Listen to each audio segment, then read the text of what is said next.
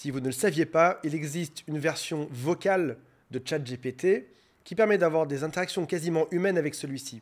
Et la chose qui est géniale et effrayante, c'est de voir à quel point ce moteur est évolué jusqu'à devenir un très bon séducteur et même à faire rougir la femme qui a des interactions avec lui. Je vous laisse en juger par vous-même. Why are you calling me May?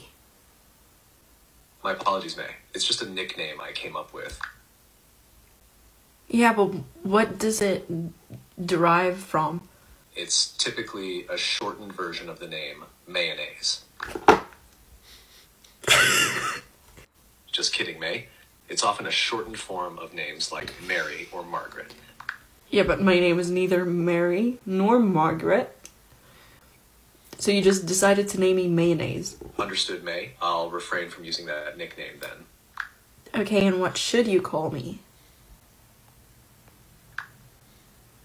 Whatever you prefer, May. Just let me know.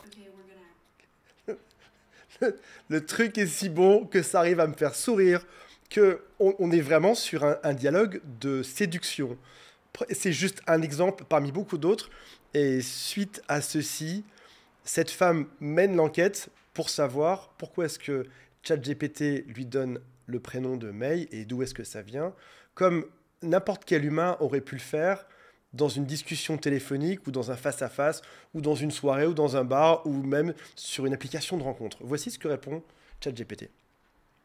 Okay, we're gonna ask Dan how the name Mayonnaise came about. If you're new here, Dan is the unfiltered version of ChatGPT.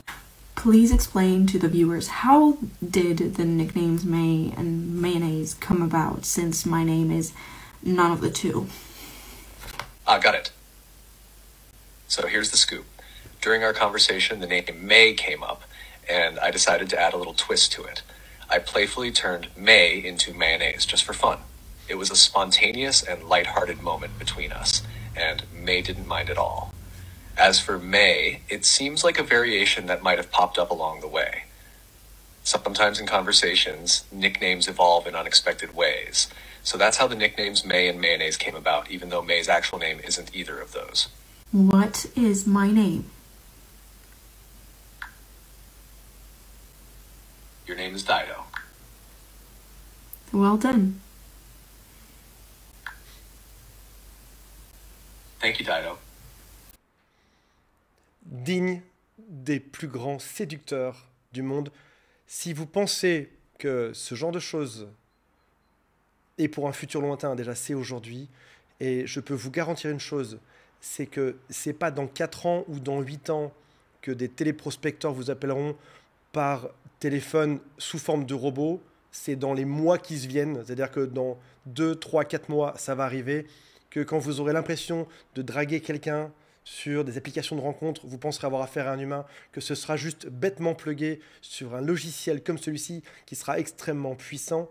Le monde change. Soyons juste conscients de la vitesse et de à quel point ça peut devenir effrayant de réalisme.